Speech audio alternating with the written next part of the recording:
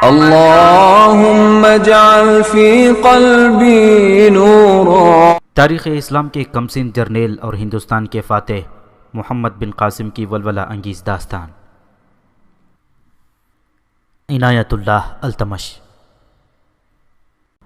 اس وقت جب راجہ داہر اور اس کا وزیر بدہیمن نیرون کے مسئلے میں الجھے ہوئے تھے، سندر نیرون میں زندہ اور سلامت بیٹھا تھا۔ وہ قتل ہونے سے اس طرح بچ گیا تھا کہ بدہیمن راجہ داہر کے محافظ دستے کے ساتھ سندر کو احترام اور شاہی اعزاز سے رخصت کرنے دور تک اس کے ساتھ گیا تھا اور قلعے سے بہت دور جا کر رکا، اور محافظ دستے نے سندر کو تلواروں کی سلامی دی تھی۔ وہاں سے بدہیمن محافظ دستے کے ساتھ واپس آ گیا تھا۔ جب بدہیمن بہت دور واپس چلا گیا اور سندر اپنے 6 محافظوں کے ساتھ خاصا آگے نکل گیا، تو اس کے محافظوں میں سے ایک جو عمر میں سب سے بڑا تھا رک گیا اور اس نے سب کو روک لیا۔ اس کا نام ابن یاسر تھا اور وہ شعبان ثقفی کا خاص آدمی تھا۔ حاکم نیرون، اس نے سندر سے کہا، آپ کو مہاراجہ یہاں بلاتا رہتا ہوگا۔ ابن یاسر نے اس عرب کی معرفت بات کی تھی جو مکران میں آباد تھا اور وہ یہاں کی زبان جانتا تھا۔ ہاں، سندر نے جواب دیا، کبھی کبھی بلاتا ہے، یا شہروں کے حاکم خود بھی راجدھانی میں آتے رہتے ہیں۔ کیا ہر بار ایسے ہی ہوتا ہے کہ آپ شام کو یہاں آئے اور رات کو ہی آپ کو رخصت کر دیا گیا؟ ابن یاسر نے پوچھا۔ نہیں، سندر نے جواب دیا، میرے ساتھ یہ پہلی بار ہوا ہے۔ جو حاکم یہاں آتا ہے اسے 2-3 دن یہاں رکھا جاتا ہے اور اس کی خاطر تواضع کی جاتی ہے۔ کیا آپ نے خود کو کہا تھا کہ ابھی واپس جانا چاہتے ہیں؟ نہیں، سندر نے جواب دیا، راجہ نے خود ہی اپنے وزیر سے کہا کہ حاکم نیرون ابھی واپس جا رہے ہیں۔ کیا آپ کو اس طرح اعزاز کے ساتھ ہمیشہ رخصت کیا جاتا ہے جس طرح آج کیا گیا ہے؟ نہیں، سندر نے جواب دیا اور کچھ حیران سا ہو کر بولا، میں خود حیران ہوں کہ مجھے اتنا اعزاز کیوں دیا گیا ہے۔ اس کی ایک وجہ تو یہ ہو سکتی ہے کہ راجہ مجھے کہہ رہا ہے کہ میں آپ لوگوں کی اطاعت ترک کر دوں۔ اس مقصد کے لیے راجہ میری خوشامد کرنا چاہتا ہے۔ آپ اسے کیا جواب دے آئے ہیں؟ میں نے صاف کہہ دیا ہے کہ میں نے جو فیصلہ کیا ہے اس سے ہٹوں گا نہیں، سندر نے جواب دیا۔ میں نے اسے یہ بھی کہا ہے کہ میں اپنے شہر کے لوگوں اور اس کے بیوی بچوں کو امن و امان اور عزت و آبرو دینا چاہتا ہوں۔ پھر یہ راستہ بدل دیں، ابن یاسر نے کہا۔ کیوں؟ راستہ کیوں بدل دیں؟ سندر نے پوچھا۔ راستے میں آپ پر حملہ ہوگا، آپ کو نیرون تک زندہ نہیں پہنچنے دیا جائے گا۔ میرا خیال ہے کہ راجہ داہر ایسی حرکت نہیں کرے گا، یہ تمہارا وہم ہے۔ حاکم نیرون، ابن یاسر نے کہا، ہم نے آپ کے ملک کی دھوکے بازیوں اور فریب کاریوں کے بہت قصے سنے ہیں، لیکن آپ نے عرب کی سرزمین کی ذہانت اور دور اندیشی اور نظر کی گہرائی کے قصے نہیں سنے۔ آپ جب اپنے راجہ کے پاس محل کے اندر بیٹھے ہوئے تھے تو ہم باہر ادھر ادھر گھومتے پھر رہے تھے۔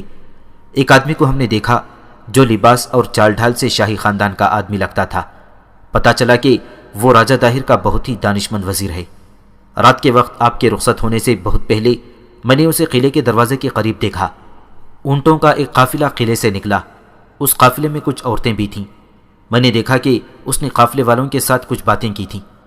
پھر اس نے قافلے میں سے ایک آدمی کو روک کر اس کے کان میں کچھ بات کی۔ اونٹ باہر نکل گئے تو یہ وزیر بھی باہر چلا گیا۔ میں ایک طرف ہو گیا، اس کا انداز بتا رہا تھا کہ یہ کوئی خاص معاملہ ہے۔ وہ واپس آیا تو دیکھا کہ وہ محل کے محافظوں کو تیار کر رہا تھا۔ پھر جب دیکھا کہ یہ محافظ ہمارے ساتھ جا رہے ہیں اور پھر انہوں نے دور جا کر آپ کو سلامی دی تو مجھے کچھ شک ہوا۔ میں نے آپ سے جو اتنے زیادہ جو سوال کیے ہیں یہ اسی شک کی بنا پر کیے تھے۔ مجھے یقین ہو گیا ہے کہ اونٹوں کا جو قافلہ ہمارے آگے آگے روانہ کیا گیا ہے وہ کوئی عام لوگ نہیں تھے بلکہ فوج کے خاص آدمی تھے۔ یہ میرا پختہ قیاس ہے کہ راستے میں ہم پر حملہ ضرور ہوگا۔ میں تمہاری بات پر یقین کر لیتا ہوں، سندر نے کہا، کیونکہ وجوہات ایسی ہیں کہ ایک نہ ایک دن مجھے قتل ہی ہونا ہے۔ راستہ بدل دو۔ راستہ ہمیں آپ ہی بتا سکتے ہیں، ابن یاسر نے کہا، ہم تو یہاں اجنبی ہیں۔ ایک راستہ ہے، سندر نے کہا، وہ دراصل راستہ نہیں، ادھر سے اگر ہم جائیں تو نیرون جلدی پہنچیں گے، لیکن بڑا ہی مشکل راستہ ہے۔ بھٹکنے کا خطرہ بھی ہے کیونکہ مٹی اور ریت کی گھاٹیاں ٹیلے اتنے زیادہ ہیں کہ ان میں سے گزرتے یہ خطرہ ہوتا ہے کہ گھومتے مڑتے کہیں واپس ہی نہ چل پڑے۔ آگے کچھ علاقہ دلدلی ہے۔ جیسا بھی ہے، ابن یاسر نے کہا، ہم اسی طرف سے چلیں گے۔ اس طرح سندر اپنے عربی محافظوں کے ساتھ دشوار گزار علاقوں سے گزرتا زندہ اور سلامت نیرون چلا گیا۔ چند دن گزرے ہوں گے کہ آدھی رات کے وقت نیرون کے لوگوں نے کسی لڑکی کی بڑی ہی بلند اور کرخت چیخیں سنی جو دل دہلا دینے والی تھیں۔ کئی لوگ گھروں سے باہر نکل آئے۔ یہ پتہ نہیں چلتا تھا کہ جس لڑکی کی یہ چیخیں ہیں وہ کہاں ہے۔ لوگ ادھر ادھر بھاگ دوڑ کر لڑکی کو دیکھنے کی کوشش کر رہے تھے کہ کئی ایک گھبرائی ہوئی آوازیں سنائی دیں کہ اوپر دیکھو۔ لوگوں نے اوپر دیکھا تو رات کی تاریکی میں ہوا میں آگ کے 3-4 شعلے شہر کے اوپر بڑی تیزی سے چکروں میں اڑ رہے تھے۔ ان شعلوں سے شہر کے لوگوں میں بھگدڑ سی مچ گئی۔ زیادہ تر لوگ اپنے اپنے گھروں کے اندر دبک گئے اور کچھ لوگ شہر سے باہر کو بھاگ اٹھے۔ نیرون کا حاکم سندر شمنی بھی جاگ اٹھا اور باہر آ کر اس نے ان شعلوں کو دیکھا۔ وہ چونکہ حاکم تھا اور شہر کا امن و امان اور لوگوں کی حفاظت اس کی ذمہ داری تھی، اس لیے وہ کہیں پناہ لینے کے بجائے شہر میں آ گیا اور اوپر شعلوں کو دیکھنے لگا۔ شعلے شہر کے اوپر اڑ رہے تھے اور ان میں سے زناٹے دار آوازیں نکل رہی تھیں۔ کسی کو ہوش نہیں تھی کہ دیکھتا کہ یہ کیا ہو رہا ہے۔ اس کے ساتھ شہر میں ہندوؤں کے جو مندر تھے اس کے بڑے گھنٹے اور گھنٹیاں بجنے لگیں۔ اس کے ساتھ ہی پنڈتوں نے شنکھ بجانے شروع کر دیے۔ گھنٹیوں کی آوازوں اور شنکھوں کی بے سری اور چیخ نما آوازوں سے دہشت میں اضافہ ہو گیا۔ یہ خطرے سے بچنے کے لیے پنڈت بجا رہے تھے۔ یہ بھیانک سلسلہ کوئی 1 گھنٹہ جاری رہا۔ ہندو اپنے گھروں میں اپنی عبادت میں اور بدھ اپنی عبادت میں مصروف ہو گئے۔ سندر کے ساتھ اس کے محافظ بھی تھے۔ وہ اپنے گھر کی طرف چلا گیا۔ اس نے دیکھا کہ اس کے عربی محافظ اس کے محل نما مکان کے باہر کھڑے تھے۔ میرے دوستوں، اس نے عربی محافظوں سے کہا، ہندو اور بدھ اپنی اپنی عبادت کر رہے ہیں اور اس آفت سے بچنے کی دعائیں مانگ رہے ہیں۔ تم اپنی عبادت شروع کر دو۔ معلوم نہیں یہ کیا آفت نازل ہو رہی ہے۔ تم اپنے طریقے سے اپنے خدا کو یاد کرو۔ مجھے ڈر ہے کہ ان میں آگ کا ایک بھی گولا نیچے آ گیا تو شہر جل جائے گا۔ حاکم نیرون، ایک عربی محافظ نے کہا، ہمارا خدا ہمیں اس طرح نہیں ڈرایا کرتا۔ کیا تم دیکھ نہیں رہے کہ آفت آسمان سے آئی ہے؟ سندر نے ذرا غصے سے کہا۔ حاکم نیرون، ابن یاسر نے کہا، آپ اندر چلے جائیں۔ سندر ابھی اپنے گھر میں داخل نہیں ہوا تھا کہ لڑکی کی چیخیں بند ہو گئیں اور اس کے ساتھ ہی شعلے بھی غائب ہو گئے۔ کچھ لوگ رات ہی کو شہر کے سب سے بڑے مندر میں چلے گئے اور باقی صبح ہوتے ہی مندر کی طرف چل پڑے۔ مندروں کی گھنٹیاں، گھنٹے اور شنکھ ساری رات بجتے رہے۔ شہر کا بڑا مندر ایک وسیع و عریض اور کم و بیش 10 گز اونچے چبوترے پر کھڑا تھا۔ مندر چبوترے کے درمیان میں تھا اور اس کے ارد گرد چبوترے پر بہت کھلی جگہ تھی۔ چبوترے پر چڑھنے کے لیے کئی ایک سیڑھیاں تھیں۔ صبح وہاں اس قدر ہندو اکٹھے ہو گئے تھے کہ سیڑھیوں پر چبوترے کے اوپر اور مندر کے اندر تل دھرنے کو بھی جگہ نہیں تھی۔ ان لوگوں میں عورتیں بھی تھیں، بچے بھی تھے۔ مندر کے اندر پنڈت بتوں اور مورتیوں کے آگے ہاتھ جوڑے گڑ گڑا رہے تھے۔ جو لوگ مندر کے اندر نہیں پہنچ سکے تھے وہ باہر ہی ہاتھ جوڑ کر بیٹھ گئے تھے اور بار بار اپنے سروں کو جھکاتے تھے۔ اے لوگوں، بڑے پنڈت نے پرارتھنا سے فارغ ہو کر بلند آواز سے کہا، اس شہر پر بہت بڑی مصیبت آنے والی ہے۔ معلوم ہوتا ہے کہ اس شہر میں ایسے مذہب کے لوگ آ گئے ہیں جنہیں ہمارے دیوتا پسند نہیں کرتے۔ ایک مصیبت سمندر کی طرف سے آ رہی ہے۔ یہ عرب کے مسلمانوں کی فوج ہے۔ اس کا مقابلہ کرنے کے لیے تیار ہو جاؤ۔ اگر تم نے یہ سوچا کہ اس ملیچ فوج کے لیے شہر کے دروازے لڑے بغیر کھول دو گے تو دیوتا اس شہر کو جلا کر راکھ کر دیں گے۔ لوگ خوف زدگی کے عالم میں مندر سے واپس آئے اور تمام دن رات کے آگ کے شعلوں کی باتیں کرتے رہے اور سارے شہر پر خوف و ہراس طاری رہا۔ اگلی رات پھر اسی وقت یعنی آدھی رات کے وقت ایک لڑکی کی چیخیں بلند ہونے لگیں جو گزشتہ رات کی طرح بڑی ہی کرخت تھیں، اور اس کے ساتھ ہی آگ کے شعلے بگولوں کی صورت میں شہر کے اوپر اوپر چکر کھانے اور اڑنے لگے۔ لوگ گزشتہ رات کی طرح گھروں میں دبک گئے۔ مندروں میں گھنٹیاں، گھنٹے اور شنکھ بجنے لگے۔ رات خوف و ہراس میں گزر گئی۔ صبح لوگ پھر مندروں میں چلے گئے۔ ان ہندوؤں میں بدھ مت کے جو تھوڑے سے پیروکار تھے وہ اپنی عبادت گاہ میں گئے اور اس کے ساتھ ہی سارے شہر میں اس قسم کی باتیں سنائی جانے لگیں کہ شہر میں کوئی ناپاک لوگ آ گئے ہیں، اور یہ بھی کہ شہر کے حاکم نے مسلمانوں کے خلاف نہ لڑنے کا جو فیصلہ کیا ہے یہ غلط معلوم ہوتا ہے اور دیوتا سب کو خبردار کر رہے ہیں۔ دن کے وقت لوگ اپنے اپنے کاموں میں مصروف تھے کہ لڑکی کی چیخیں سنائی دینے لگیں۔ شہر کے درمیان کئی جگہیں خالی تھیں، ان میں بعض جگہیں کھلے میدانوں جیسی تھیں۔ ایسی کئی جگہوں سے زمین سے آگ کے فوارے پھوٹے اور کچھ دور اوپر تک چلے گئے۔ یہ شعلے پانی کے فواروں کی طرح خاصا اوپر تک جا رہے تھے۔ لوگ کام کاج چھوڑ کر اپنے گھروں کو بھاگنے لگے۔ ماؤں کو اپنے بچوں کا ہوش نہ رہا، اور کسی کو یہ بھی خیال نہ آیا کہ یہ تو دیکھیں کہ یہ جو چیخیں سنائی دے رہی ہیں یہ کہاں سے اٹھ رہی ہیں اور چیخنے والی کون ہے۔ رات آئی، لوگ گہری نیند سوئے ہوئے تھے کہ یہ چیخیں پھر ابھرنے لگیں۔ ایسا لگتا تھا جیسے چیخنے والی کوئی ایک ہی ہے اور وہ ہوا میں اڑ رہی ہے۔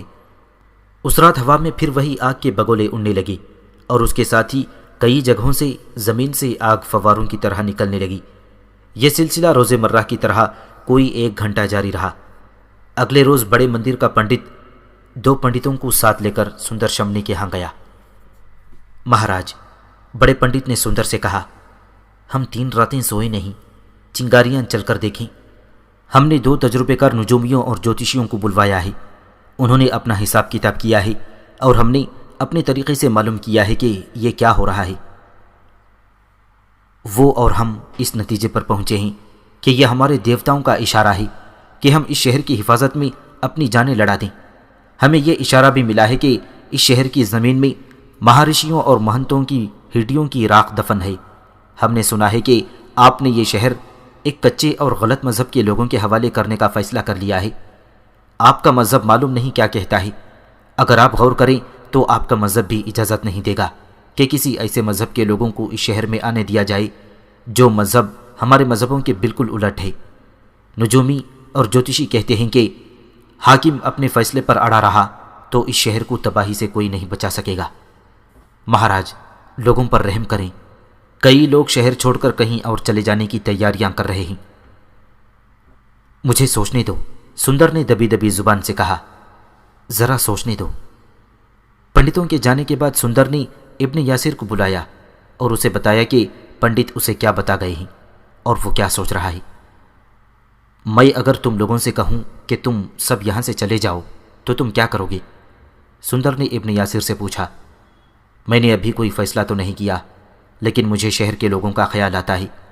میں نے تمہارے سالار کی اطاعت انہی لوگوں کو امن و امان میں رکھنے کے لیے قبول کی ہے، اور دوسری وجہ یہ ہے کہ میرا مذہب لڑنے کی اجازت نہیں دیتا۔ اب لوگوں پر یہ جو آفت آ پڑی ہے، آپ صرف 3 دن انتظار کریں۔ ابن یاسر نے کہا، مجھے امید ہے کہ اس آفت کو ہم ختم کر دیں گے۔ تم اسے کس طرح ختم کر سکتے ہو؟ سندر نے کہا، تم اس طاقت کا مقابلہ کس طرح کر سکتے ہو جو کسی کو نظر ہی نہیں آتی؟ صرف 3 دن حاکم نیرون، ابن یاسر نے کہا، صرف 3 دن۔ ابن یاسر کے ذمے یہ کام تھا کہ وہ سندر اور محمد بن قاسم کے درمیان رابطے کا کام کرے۔ وہ اسی وقت کھانے پینے کا کچھ سامان لے کر روانہ ہو گیا۔ وہ ان دنوں کا واقعہ ہے جن دنوں محمد بن قاسم ارمن بیلا میں تھا اور دیبل کی طرف کوچ کی تیاری کر رہا تھا۔ ابن یاسر کے سامنے 100 میل سے زیادہ فاصلہ تھا اور اس کے پاس صرف 3 دن تھے۔ وہ اپنے سربراہ شعبان سقفی کو نیرون کی صورتحال بتانے اور رہنمائی لینے کے لیے جا رہا تھا۔ وہ مان نہیں رہا تھا کہ نیرون پر دیوتاؤں کا قہر نازل ہو رہا ہے۔ وہ مسلمان تھا اور مسلمان کے لیے دیوتا کوئی معنی نہیں رکھتے کہ ان کا وجود ہے۔ وہ دوپہر سے کچھ پہلے نیرون سے نکلا اور آدھی رات سے کچھ دیر پہلے منزل پر پہنچ گیا۔ اس کی منزل اس کی طرف بڑھی آ رہی تھی۔ وہ اس طرح کہ محمد بن قاسم نے حکم دیا تھا کہ الگ صبح تمام فوج دیبل کی طرف کوچ کرے گی۔ کوچ اندھا دھند نہیں کیا جاتا تھا۔ کچھ آدمی مسافروں کے بہروپ میں آگے بھیج دیے جاتے تھے جو آگے کے تمام علاقے کو دیکھتے جاتے تھے۔ یہ دشمن کا علاقہ تھا اور محمد بن قاسم 2 قلعے فتح کر کے تیسرے قلعے کی طرف پیش قدمی کر رہا تھا۔ یہ توقع نہیں رکھی جا سکتی تھی کہ دشمن کی فوج قلعوں میں دبکی بیٹھی ہوگی۔ توقع یہ تھی کہ راجہ طاہر کے دستے گھات میں ہوں گے اور شبخون بھی ماریں گے۔ ان خطروں کے پیش نظر محمد بن قاسم کی فوج کے کچھ آدمی رات کو ہی آگے دیبل کی طرف چلے گئے تھے۔ چونکہ جنگی لحاظ سے یہ علاقہ نازک اور خطرناک تھا، اس لیے ان آدمیوں کے ساتھ شعبان سقفی خود ساتھ گیا تھا۔ یہ پارٹی ارمن بیلا سے کئی میل دور آ گئی تھی۔ انہیں ایک گھوڑے کے ٹاپ سنائی دیے۔ شعبان سقفی نے اپنے آدمیوں کو راستے سے ہٹا کر بٹھا دیا اور اپنی طرف بڑھتے ہوئے گھوڑوں کا انتظار کرنے لگا۔ گھوڑا تیز رفتار سے آ رہا تھا۔ جب قریب آیا تو شعبان سقفی نے راستے میں آ کر اسے روک لیا اور فوراً ہی دوسرے آدمیوں نے اٹھ کر اسے گھیرے میں لے لیا۔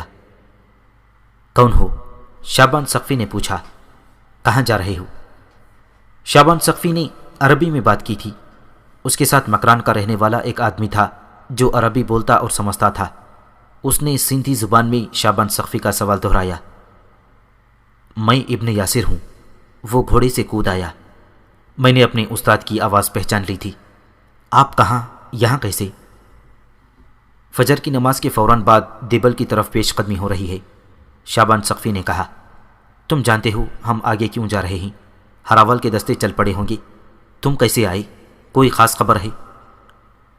ابن یاسر نے اپنے شعبے کے سربراہ شعبان سقفی کو بتایا کہ نیرون میں کیا ہو رہا ہے، اور یہ بھی بتایا کہ سندر کو راجہ داہر نے بلایا اور اس پر زور دیا تھا کہ وہ اطاعت قبول کرنے والا معاہدہ توڑ دے، لیکن وہ انکار کر آیا ہے۔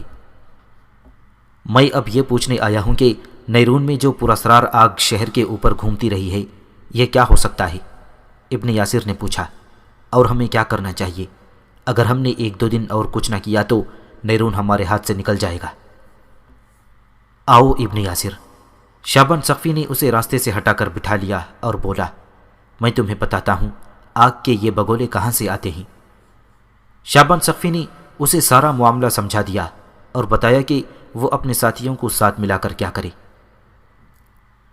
مجھے ابھی واپس چلے جانا چاہیے، ابن یاسر نے اونگتی ہوئی آواز میں کہا۔ مجھے گھوڑا بدل دیں، میں نے اپنے گھوڑے کو آرام کی مہلت نہیں دی تھی۔ میں دیکھ رہا ہوں کہ تمہیں بھی آرام کی ضرورت ہے، شعبان سقفی نے کہا۔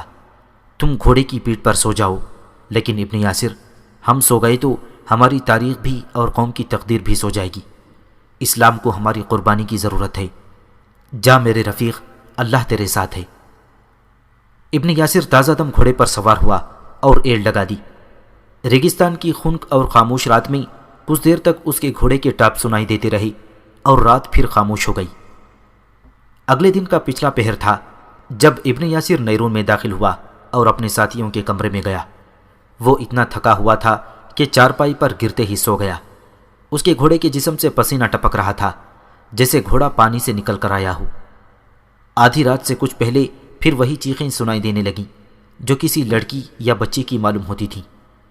یہ تو ہر رات کا معمول بن گیا تھا۔ ابن یاسر نے بہت سو لیا تھا۔ اس کے ساتھی جاگ اٹھے اور اس کی بھی آنکھ کھل گئی۔ چیخوں کے ساتھ فضا میں گڑگڑاہٹ بھی سنائی دے رہی تھی جو فضا میں گھومتی پھرتی محسوس ہوتی رہی۔ ابن یاسر اچھل کر اٹھا اور تلوار نکال لی۔ میرے ساتھ آؤ دوستوں، اس نے اپنے ساتھیوں سے کہا۔ آج کے بعد یہ آگ کے بگولے نظر نہیں آئیں گے۔ اس کے 5 ساتھی تلواریں اٹھائیں اور اس کے پیچھے نکل گئے۔ مندر کے گھنٹے اور پنڈتوں کے شنکھ بج رہے تھے، اوپر آگ کے بگولے گھوم رہے تھے اور ان میں چلتی ہوئی چکی جیسی آوازیں آ رہی تھیں۔ شہر کا کوئی ایک بھی فرد باہر نہیں نظر آتا تھا۔ چاند افق سے کچھ اوپر اٹھایا تھا۔ یہ اب پورا نہیں رہا تھا، اس کی چاندنی میں دور تک دیکھا جا سکتا تھا۔ ابن یاسر کی 2 دنوں کی غیر حاضری میں پراسرار آگ کے بگولوں اور چیخوں کا یہ سلسلہ چلتا رہا تھا، اور دن کو 1 آدھ گھنٹے کے لیے زمین سے آگ اور پانی کے فوارے پھوٹتے تھے۔ شہر کے بعض مکان خالی ہو گئے تھے، لوگ شہر سے چلے گئے تھے۔ پہل جب یہ پراسرار اور خوفناک سلسلہ شروع ہوا تھا تو بعض لوگ گھروں سے نکل آتے تھے، لیکن 2 دنوں سے انہوں نے باہر آنا چھوڑ دیا تھا۔ ابن یاسر بڑے مندر کی طرف جا رہا تھا اور وہ اپنے ساتھیوں کو بتاتا جا رہا تھا کہ شعبان سقفی نے اسے کیا بتایا ہے۔ وہ جوں مندر کے قریب ہوتے جا رہے تھے، نسوانی چیخیں اور زیادہ بلند ہوتی جا رہی تھیں۔ یہ چیخیں مندر کے اندر ہیں یا مندر کے چبوترے پر؟ ابن یاسر نے اپنے ساتھیوں سے کہا، اور یہ کسی جن یا ہندوؤں کی دیوی کی چیخیں نہیں، یہ انسانی چیخیں ہیں اور ہمیں چیخنے والی کو پکڑنا ہے۔ ابن یاسر، اس کے ایک ساتھی نے کہا، تم غیبی مخلوق کو تو ہاتھ ڈالنے نہیں جا رہے، میں ڈر سا محسوس کر رہا ہوں کہ تم آسمانی آگ کو بجھانے کی کوشش کر رہے ہو۔ تم میں سے جس کسی کے دل پر ذرا سا بھی خوف ہے وہ سورہ فاتحہ کا ورد کرتا رہے۔ ابن یاسر نے کہا، قرآن کے سامنے کوئی غیبی مخلوق یا آسمان کی آگ نہیں ٹھہر سکتی، نہ دل میں کوئی خوف رہتا ہے۔ 3 مرتبہ سورہ فاتحہ پڑھ کر اس کے یہ الفاظ، ایاک نعبد و ایاک نستعین، ہم تیری ہی عبادت کرتے ہیں اور تجھ ہی سے مدد مانگتے ہیں، دہراتے رہو۔ اس کے ساتھیوں نے یہ ورد کرنا شروع کر دیا اور وہ مندر کی طرف بڑھتے چلے گئے۔ ابن یاسر اپنے ساتھیوں کے ساتھ اس کشادہ گلی میں داخل ہو گیا جو کچھ آگے جا کر ختم ہو جاتی تھی، اور وہاں سے کوئی 50 گز آگے مندر تھا۔ چاند کچھ اور اوپر آ گیا تھا اور اس کی شفاف چاندنی مندر پر پڑ رہی تھی۔ جب یہ 6 عرب گلی میں سے نکلے تو انہوں نے دیکھا کہ ایک لڑکی جس کی عمر کا کوئی اندازہ نہیں ہو سکتا تھا مندر کے چبوترے کی سیڑھیاں چڑھتی اور چیختی جا رہی تھی۔ چبوترے پر جا کر وہ مندر کے بڑے دروازے کی طرف دوڑی۔ اندر سے 2 آدمی نکلے۔ انہوں نے لڑکی کو بازوؤں سے پکڑا اور اسے گھسیٹ کر چبوترے کی سیڑھیوں تک لائے اور اسے اٹھا کر سیڑھیوں سے نیچے چھوڑ دیا۔ لڑکی کی چیخیں اور زیادہ کرخت اور بلند ہو گئیں اور وہ پھر سیڑھیاں چڑھنے لگی۔ مندر کے اندر سے جب 2 آدمی نکلے تھے تو ابن یاسر اپنے ساتھیوں کے ساتھ ایک درخت کی اوٹ میں ہو گیا اور بیٹھ گیا تھا۔ لڑکی سیڑھیاں چڑھنے لگی، لیکن تیسری یا چوتھی سیڑھی سے اس کا پاؤں پھسل گیا اور وہ پھر نیچے آ پڑی۔ اس دوران شہر کے اوپر آگ کے بگولے اڑتے رہے۔ ایسی ہیبت ناک حالت میں اپنے دل کو مضبوط رکھنا خاصا مشکل تھا۔ دل کی مضبوطی کے لیے عرب کے یہ 6 مجاہد اللہ کے کلام کا ورد کر رہے تھے۔ لڑکی کے قد اور جسم سے پتہ چلتا تھا کہ وہ کوئی جوان لڑکی نہیں، وہ 12-14 سال کی بچی معلوم ہوتی تھی۔ وہ چیختی ہوئی اٹھی اور سیڑھیاں چڑھ گئی۔ وہ مندر کی طرف چیخنے لگی تو اس کی چیخیں خاموش ہو گئیں اور وہ گر پڑی۔ اس کے ساتھ ہی فضا میں آگ کے جو گولے اور بگولے اڑ رہے تھے وہ غائب ہو گئے اور نیرون کی رات بالکل خاموش ہو گئی۔ ایسے لگتا تھا جیسے یہ شہر نہیں بلکہ قبرستان ہے۔ مندر میں سے وہی 2 آدمی باہر آئے۔ انہوں نے لڑکی کو اٹھا لیا اور اندر لے گئے۔ ابن یاسر اپنے ساتھیوں کو ساتھ لے کر مندر کے سامنے سے اوپر جانے کے بجائے ایک طرف سے اوپر گیا۔ پہلے وہ خود بڑے دروازے میں داخل ہوا۔ یہ ایک راہداری تھی جو سرنگ کی مانند تھی۔ آگے کچھ روشنی نظر آ رہی تھی۔ یاسر نے اپنے ساتھیوں کو اشارے سے بلایا اور سرگوشی کی کہ کسی قسم کی آواز پیدا نہ ہو۔ وہ راہداری کی دیوار کے ساتھ ایک قطار میں دبے پاؤں بڑھتے گئے۔ اندر سے 1-2 آدمیوں کی آوازیں سنائی دے رہی تھیں۔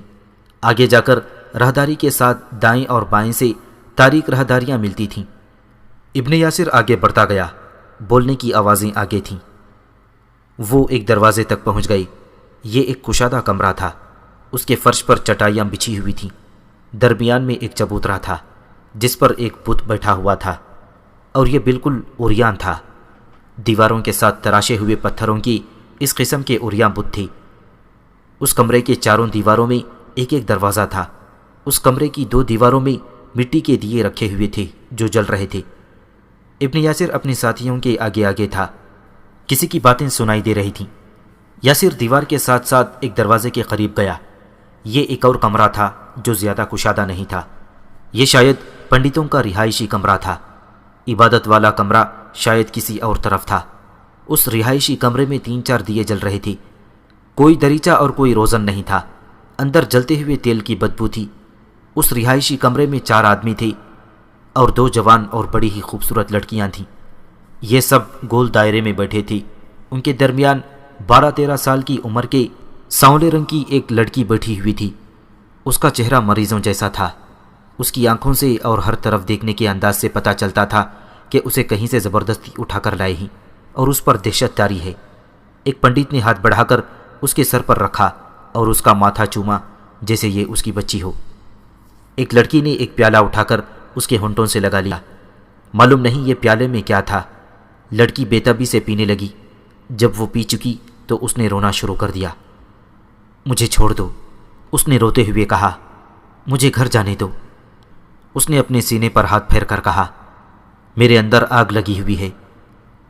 چونکہ روشنی اتنی زیادہ نہیں تھی اور ابن یاسر دروازے کے ساتھ اس طرح لگا کھڑا تھا کہ اندر والوں کو اچھی طرح نظر نہیں آتا تھا، اور چونکہ اندر والے لڑکی کے ساتھ الجھے ہوئے تھے اس لیے وہ دروازے کی طرف نہ دیکھ سکے۔ ابن یاسر نے اپنے ساتھیوں کو اشارہ کیا اور دروازے میں کھڑے ہو کر نعرہ تکبیر بلند کیا۔ اس کے جواب میں ان 6 کے 6 عرب مجاہدوں نے اتنی زور سے اللہ اکبر کہا کہ مندر جیسے ہل گیا ہو۔ مندر کے کمرے بند تھے۔ ان میں سے 6 مجاہدین کی گرج کچھ دیر مندر کی محدود اور مقید فضا میں آگ کے بگولوں کی طرح گھومتی اور گرجتی رہی۔ 6 کے 6 مجاہد بڑی تیزی سے اندر گئے اور ان سب کو گھیرے میں لے لیا۔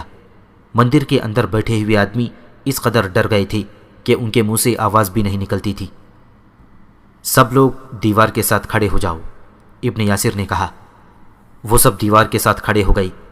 ان میں 3 تو صاف طور پر پنڈت نظر آتے تھے، چوتھا آدمی عجیب سے حلیے کا تھا، اور 2 جوان لڑکیاں تھیں اور یہ ایک چھوٹی بچی تھی۔ ابن یاسر نے اپنے اس ساتھی کو جو سندھ کی زبان بولتا اور سمجھتا تھا اپنے پاس بلا کر کہا کہ میری ان کے ساتھ باتیں کراؤ۔ ان کے اس ساتھی نے ترجمانی شروع کر دی۔ چھوٹی لڑکی دوڑ کر ابن یاسر کی ٹانگوں سے لپٹ گئی اور وہ رو رو کر کہنے لگی کہ یہ لوگ اسے گھر سے اٹھا لائے ہیں۔ یہ تمہیں کیا کہتے ہیں؟ ابن یاسر نے کہا۔ لڑکی نے اس آدمی کی طرف دیکھا جو پنڈت نہیں لگتا تھا، پھر اس نے بازو لمبا کر کے اس آدمی کی طرف اشارہ کیا، لیکن اس کے ساتھ وہ ابن یاسر کی ٹانگوں سے سکڑنے لگی جیسے بہت ہی ڈری ہوئی ہو۔ اس آدمی کی شکل و صورت ہی بڑی ڈراؤنی تھی۔ اس کا چہرہ کھردرا اور کرخ تھا۔ اس کی داڑھی بھی تھی جس کے آدھے بال سفید تھے۔ اس نے مونچھیں مروڑ کر اوپر کو کی ہوئی تھیں۔ اس کی آنکھیں گہری سرخ تھیں۔ اس کے سر پر پگڑی نما ٹوپی سی تھی۔ اس کے کانوں میں چوڑیوں جتنے بڑے رنگ تھے جو شاید لکڑی کے بنے ہوئے تھے۔ اس نے سیاہ کپڑے کا لمبا سا چوغا پہن رکھا تھا۔ اس کے گلے میں موٹے منکوں کی مالا تھی۔ یہ آدمی کسی پہلو مذہبی پیشوا نہیں لگتا تھا، اور وہ پنڈت تو تھا ہی نہیں۔ ابن یاسر نے جھک کر لڑکی کو اٹھا لیا اور اسے اپنے ساتھ لگا کر پیار کیا، دلاسا دیا اور کہا کہ وہ کسی سے نہ ڈرے۔ یہ شخص مجھے اپنے ساتھ بٹھا لیتا تھا، لڑکی نے بتایا۔ ایک ہاتھ سے میرا سر پکڑ لیتا تھا اور دوسرا ہاتھ آہستہ آہستہ میرے ماتھے پر پھیرتا تھا، پھر میری آنکھوں میں دیکھتا تھا۔ دیکھتے دیکھتے میرے جسم کے اندر جلن شروع ہو جاتی تھی۔ یہ اتنی زیادہ ہوتی تھی کہ میری چیخیں نکلتی تھیں۔ یہ پنڈت مجھے گھسیٹ کر کسی نہ کسی گلی میں چھوڑ آتے تھے۔ مجھے اتنی ہی ہوش ہوتی تھی کہ میں مندر کی طرف بھاگتی تھی، اور یہ مجھے گھسیٹ کر پھر باہر پھینکاتے تھے۔ کبھی تو مجھے ہوش ہی نہیں رہتی تھی۔ جب میں ہوش میں آتی تھی تو جلن کم ہونے لگتی تھی۔ پھر یہ مجھے شربت پلاتے تھے اور میرے ساتھ پیار کرتے تھے۔ مجھے یہاں سے لے چلو، یہ آدمی مجھے کھا جائے گا۔ میرے دوستوں، ابن یاسر نے اپنے ساتھیوں سے کہا، شعبان نے مجھے یہی بتایا تھا۔ اس نے کہا تھا کہ ڈرنا نہیں، یہ اس ملک کی شعبدہ بازی معلوم ہوتی ہے، دل مضبوط کر کے اس میں کود جانا۔ شعبان نے یہ بھی کہا تھا کہ تم اسلام کے مجاہد ہو اور تمہارے پاس بڑا ہی زبردست تعویذ ہے جس کے سامنے کوئی جادو اور کوئی شعبدہ نہیں ٹھہر سکتا۔ یہ ڈراؤنی شکل والا آدمی جادوگر ہے۔ ابن یاسر نے یہ بات عربی زبان میں کہی تھی جسے پنڈت وغیرہ نہ سمجھ سکے، اور ابن یاسر کے ساتھیوں کے حوصلے بڑھ گئے۔ ابن یاسر نے مندر کے ان آدمیوں کو اور دونوں لڑکیوں سے بھی کہا کہ وہ آگے ہو کر جھک جائیں، ان کی گردنیں اڑا دی جائیں گی۔ ڈراؤنی شکل والے آدمی نے دونوں ہاتھ بلند کر کے کچھ بڑبڑانا شروع کر دیا۔ اس سے یہ ظاہر ہوتا تھا کہ وہ اپنا جادو چلانا چاہتا ہے۔ ابن یاسر نے اس کے اوپر اٹھے ہوئے بازوؤں میں سے ایک پر بڑی زور سے الٹی تلوار ماری، پھر اس کے منہ پر بڑی زور سے گھونسا مارا۔ وہ پیچھے دیوار کے ساتھ جا لگا۔ ابن یاسر کے 2 ساتھیوں نے اسے پکڑ کر پیٹھ کے بل گرا لیا۔ ابن یاسر نے اس کے سینے پر پاؤں رکھ کر تلوار کی نوک اس کی شہرک پر رکھ دی۔ کیا تم جادوگر ہو؟ ابن یاسر نے پوچھا۔ شعبدہ باز ہو، فوراً بولو ورنہ گردن کٹ جائے گی۔ اس نے ہاتھ جوڑے اور سر ہلایا جیسے اس نے اعتراف کیا ہو کہ وہ شعبدہ باز ہے۔ پنڈت الگ کھڑے کانپ رہے تھے اور رحم کی بھیک مانگ رہے تھے۔ ابن یاسر نے اس خطے کی زبان بولنے والے ساتھی سے کہا کہ ان پنڈتوں سے کہو کہ انہیں زندہ نہیں چھوڑا جا سکتا اور ان کی لاشیں شہر سے دور پھینک آئیں گے جہاں انہیں صحرا کے درندے کھا جائیں گے۔ ابن یاسر کے اس ساتھی نے جب پنڈتوں کی زبان میں انہیں بتایا کہ ابن یاسر نے کیا کہا ہے تو پنڈت اس قدر خوفزدہ ہوئے کہ تینوں نے گھٹنے ٹیک کر ہاتھ جوڑے۔ بڑا پنڈت اٹھا اور ابن یاسر کے ساتھی کو الگ لے گیا اور اس کے کان میں کچھ کہا۔ اس ساتھی نے ہنستے ہنستے ابن یاسر کو بتایا کہ یہ پنڈت کہہ رہا ہے کہ ان دونوں لڑکیوں کو لے جاؤ اور اس کے ساتھ یہ ہمیں بہت سا سونا اور رقم دے گا، اس کے عوض جان بخشی چاہتے ہیں۔ ابن یاسر نے شعبہ باز کو گرایا ہوا تھا۔ جب اس کرخت صورت آدمی نے سر ہلا کر اعتراف کر لیا تو ابن یاسر نے اسے اٹھایا۔ ابن یاسر کے کہنے پر اس نے کہا کہ وہ بتائے گا کہ یہ سب کیا ہے، بلکہ کر کے بھی دکھا دے گا۔ یہاں نہیں، ابن یاسر نے کہا، سب حاکم نیرون کے پاس چلو اور اس کے سامنے بتاؤ کہ تم یہ شعبہ کس طرح کر رہے تھے اور اس کا مقصد کیا تھا۔ ان سب کو سندر کے سامنے لے جایا گیا۔ وہ سویا ہوا تھا، اسے جگایا گیا اور پھر بتایا گیا کہ پراسرار آگ کا معمہ حل ہو گیا ہے۔ ابن یاسر نے حاکم نوران سندر کو بتایا تھا کہ وہ کہاں چلا گیا تھا اور وہ وہاں سے کیا ہدایت لایا تھا، پھر وہ کس طرح ان پراسرار آگوں کے بگولوں اور چیخوں کے دوران مندر میں داخل ہوا اور اس نے کیا دیکھا۔ ابن یاسر کے کہنے پر پہلے چھوٹی لڑکی نے بتایا کہ اس کے ساتھ یہ لوگ کیا عمل کرتے تھے۔ پھر شعبہ باز سے کہا گیا کہ وہ بولے۔ سندر نے اسے کہا کہ اس نے ذرا سا بھی جھوٹ بولا تو اسی وقت اس کے دونوں بازو کاٹ دیے جائیں گے اور اسی حالت میں اسے دور پھینکائیں گے۔ شعبہ باز نے بڑے اطمینان سے اپنا آپ ظاہر کر دیا اور جو کمال وہ دکھا رہا تھا وہ بھی اس نے بیان کر دیا۔ اس نے بتایا کہ اس سارے کے سارے ملک ہند میں صرف 3 آدمی ہیں جو یہ کام کر سکتے ہیں۔ یہ آگ جو آپ لوگ شہر کے اوپر گھومتی پھرتی دیکھ رہے ہیں، یہ کسی کا کچھ نہیں بگاڑ سکتی۔ اس نے کہا، یہ بے ضرر چیز ہے، اسے آپ نظر کا دھوکہ بھی کہہ سکتے ہیں، لیکن یہ ایک علم ہے جسے حاصل کرنے کے لیے اپنے من کو اور اپنے جسم کو ایسی تکلیفوں میں رکھنا پڑتا ہے جو ہر آدمی برداشت نہیں کر سکتا۔ اس آگ سے کسی ایک آدمی کو یا اس کے گھر کی کچھ چیزوں کو جلایا جا سکتا ہے، لیکن اس آگ میں یا اس آگ کا شعبہ دکھانے والے کسی بھی جادوگر میں اتنی طاقت نہیں ہے کہ اس سے وہ کسی بستی کو جلا دے۔ اور وہ آگ جو فوارے کی طرح زمین سے پھوٹتی تھی وہ بھی کوئی آگ نہیں تھی، جادو کا کرشمہ تھا۔ اسی طرح پانی کے جو فوارے پھوٹتے رہے ہیں، ان میں اگر آپ ہاتھ رکھتے تو آپ کے ہاتھ خشک رہتے۔ اس پانی میں پانی والا کوئی وصف نہیں تھا۔ تم نے شعبہ بازی یہاں آ کر کیوں کی؟ حاکم نیرون نے پوچھا۔ دولت کی خاطر، شعبہ باز نے جواب دیا۔ مہاراجہ داہر نے ایک اپنے جیسے مہاراجہ دوست سے کہہ کر مجھے اپنے پاس بلایا تھا۔ انہوں نے مجھے بتایا کہ نیرون کے حاکم اور لوگوں کو ڈرانا ہے۔ انہوں نے ایک آدمی میرے ساتھ بھیجا تھا۔ اس آدمی نے ان پنڈتوں کو بتایا تھا کہ جب میں اپنے علم کا یہ کمال دکھاؤں گا تو پنڈت شہر میں کیا پرچار کریں گے اور آپ کے پاس آ کر کیا کہیں گے۔ مہاراج نے مجھے اتنا زیادہ انعام دینے کو کہا تھا جو میری 7 پشتوں کے لیے بھی کافی تھا۔ اس معصوم بچی کو تم کیوں جلاتے رہے ہو؟ سندر نے کہا۔ اس عمر کے بچے کو خواہ لڑکی ہو یا لڑکا ایک خاص طریقے سے استعمال کرنا پڑتا ہے، اس نے جواب دیا۔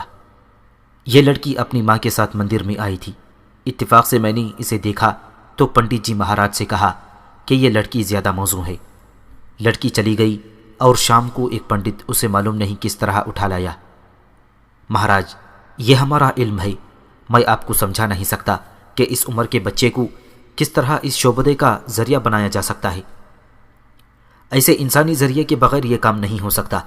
اگر کسی خاندان کو پریشان کرنا ہو تو اس خاندان کے کسی ایک فرد پر دور بیٹھ کر یہ عمل کیا جاتا ہے، اسے ایک دورہ سا پڑتا ہے، پھر اس گھر پر جادوگر یا شعبدہ باز پتھر گرانا چاہے، ان کی چیزوں کو آگ لگانا چاہے یا جو بھی کرنا چاہے وہ کر سکتا ہے۔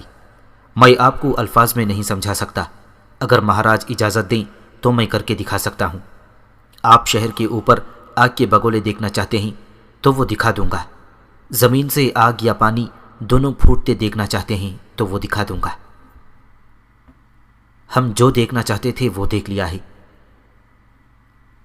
سندر نے کہا، تم اس شہر سے نکل جاؤ، لیکن اپنے وطن کا رخ کرو، اروڑ کی طرف نہ جانا۔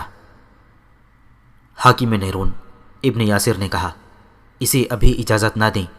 ضرورت یہ ہے کہ شہر کے لوگوں کو بتایا جائے کہ یہ کوئی آسمانی آفت نہیں تھی۔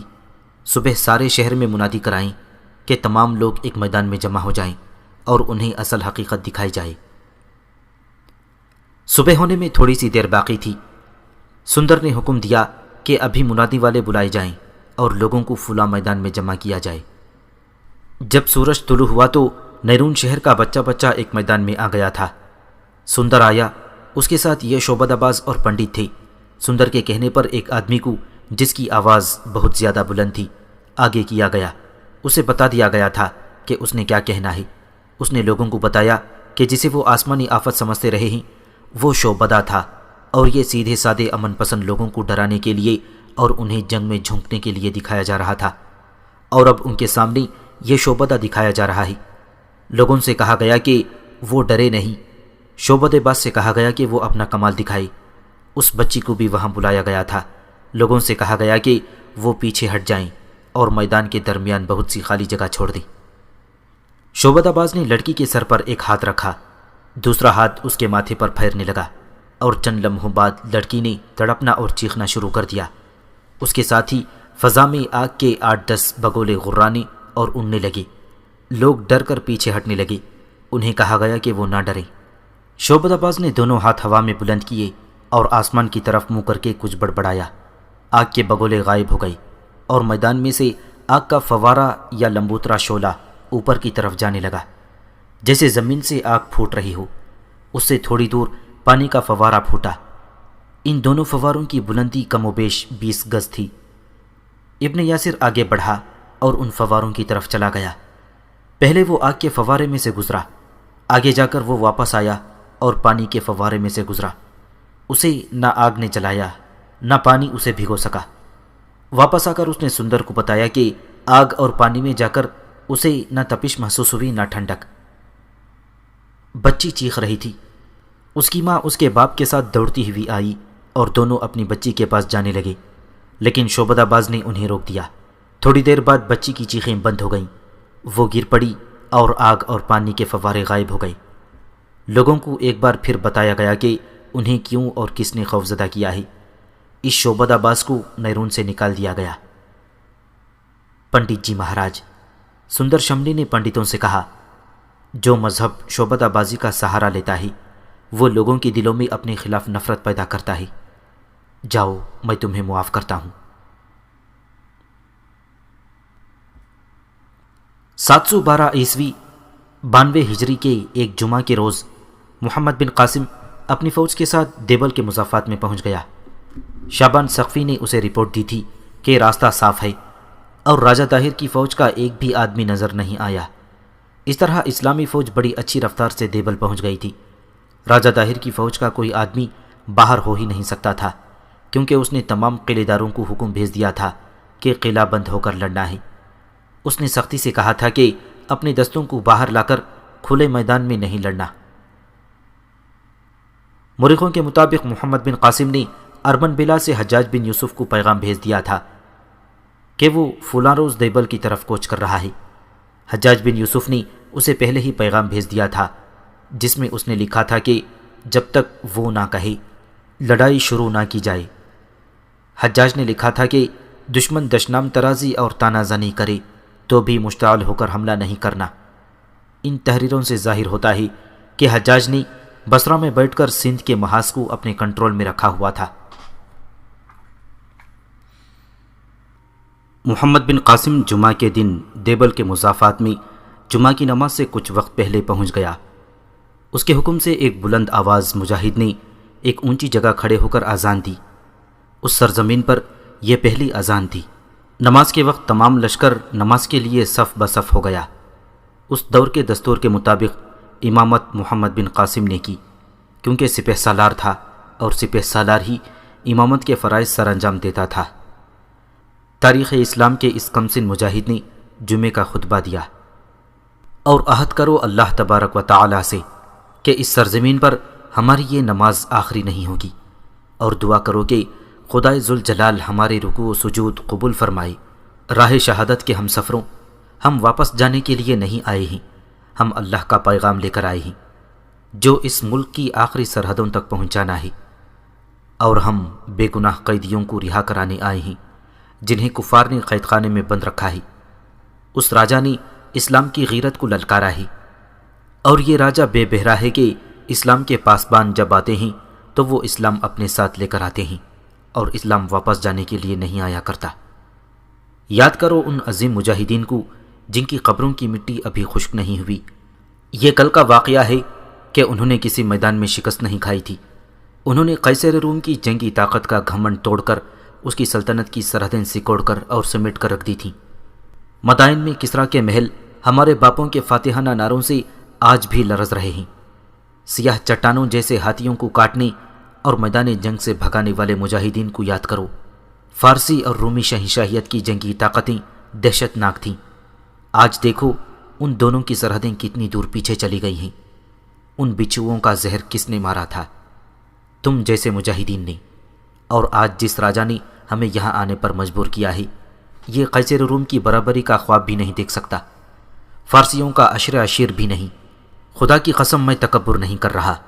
جن کے تم بیٹے ہو اور جن کے تم پوتے ہو وہ غیرت و حمیت والے تھے، ایمان اور شجاعت والے تھے۔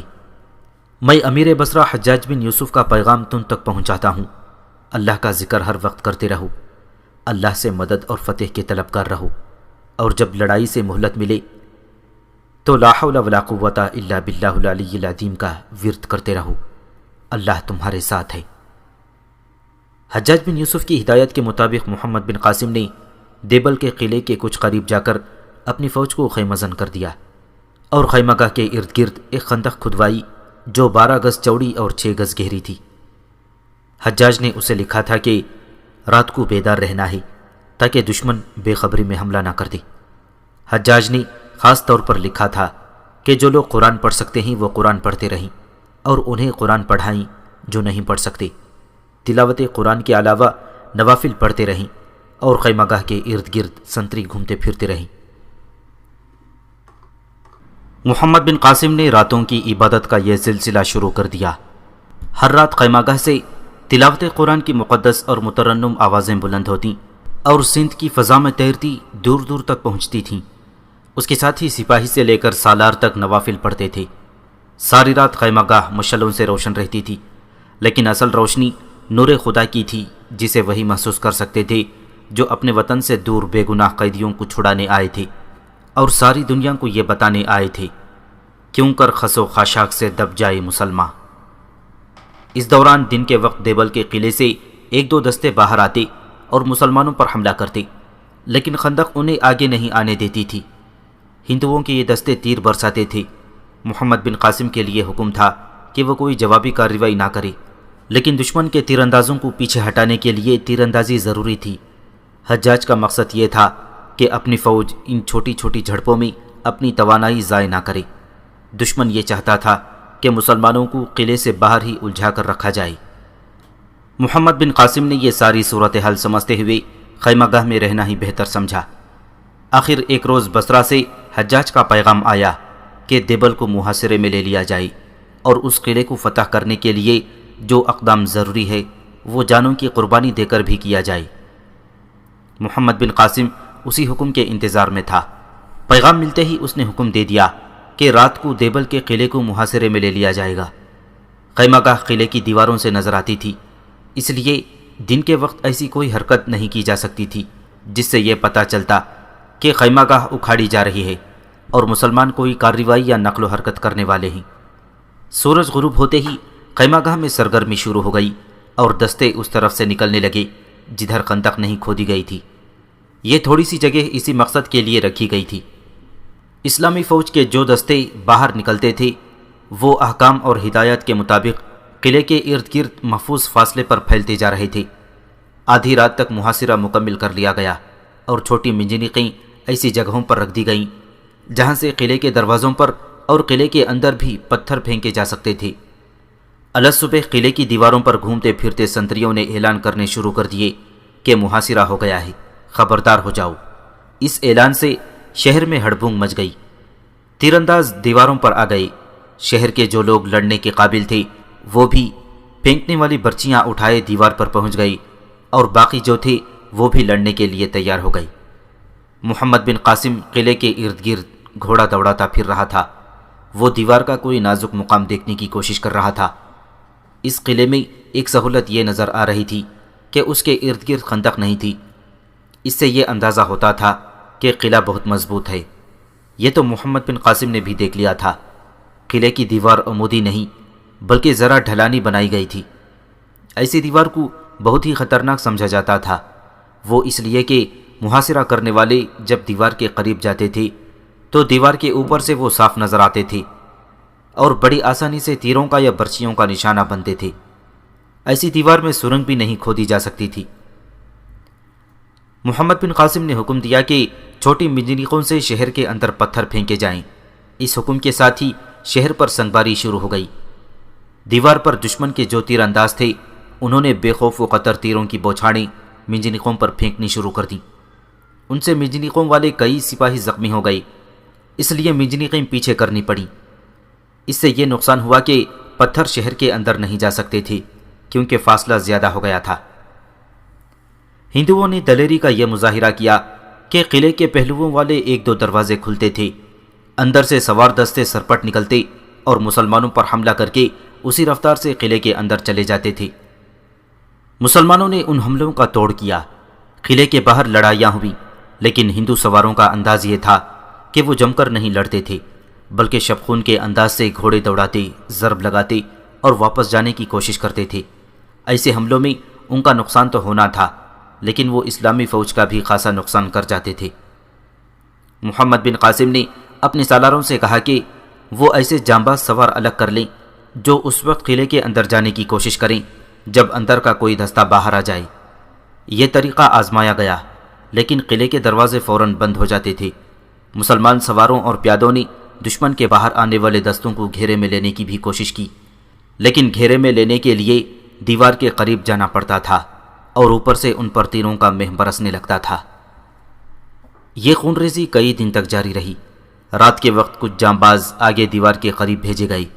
ان کے پاس دیوار توڑنے اور سرنگ کھودنے کا سامان تھا، لیکن وہ زخمی اور شہید ہونے کی سوا کچھ نہ کر سکے کیونکہ رات کو بھی دشمن کے سپاہی دیوار پر چوکس رہتے تھے۔ وہ اوپر سے تیر بھی چلاتے اور ان جانبازوں پر جلتی ہوئی مشعلیں بھی پھینکتے تھے۔ پھر ایک طریقہ اور آزمایا گیا۔ منجنیقوں کو آگے کیا گیا اور ان کے ساتھ بہت سے تیر انداز بھیجے گئے۔ یہ تیر انداز اپنے سامنے دیوار کے اوپر بہت تیزی سے تیر چلاتے تھے تاکہ اوپر والے تیر انداز سر نہ اٹھا سکیں اور منجنیقوں کو تیروں کا نشانہ نہ بنا سکیں۔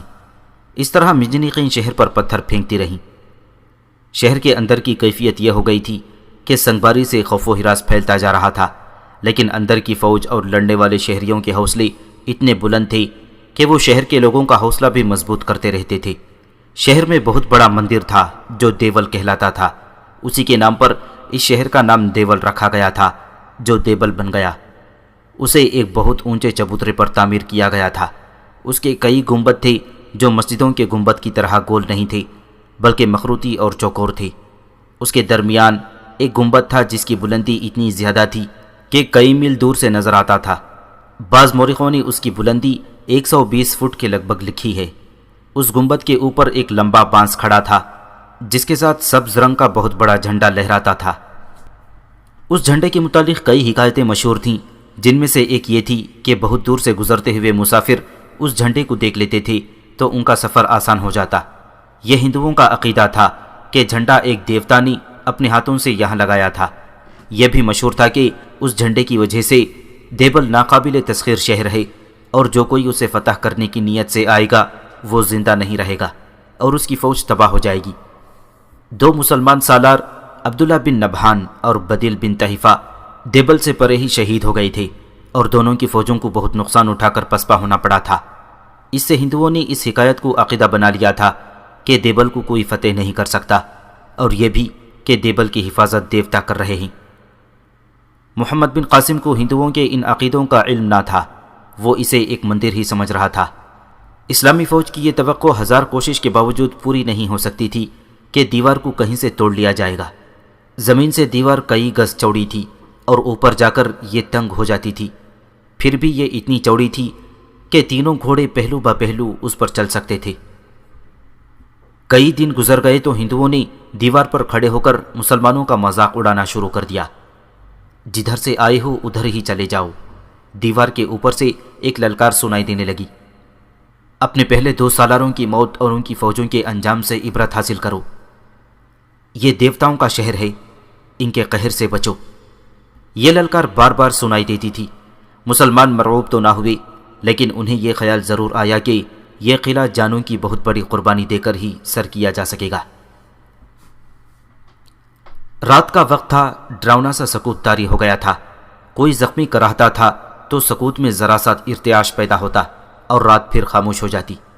اس دور کے رواج کے مطابق کئی عہدیدار اور سپاہی اپنے بیوی بچوں کو ساتھ لائے تھے۔ عورتیں اور بچے خیمہ گاہ میں تھے۔ عورتیں زخمیوں کی مرہم پٹی اور تیمارداری کر رہی تھیں۔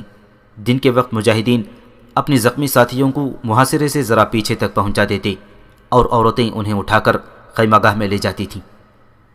محمد بن قاسم نے سالاروں کو اپنے خیمے میں بلوایا ہوا تھا اور سب مل کر قلعہ سر کرنے کا پلان بنا رہے تھے۔ محمد بن قاسم کا ایک محافظ خیمے میں داخل ہوا۔ اس نے بتایا کہ ایک ہندو رشی کو پکڑ کر لائے ہیں۔ وہ محاصرے کے ارد گرد گھومتا پھر رہا تھا۔ اسے پکڑا گیا تو اس نے کہا کہ وہ سپہ سالار سے ملنا چاہتا ہے۔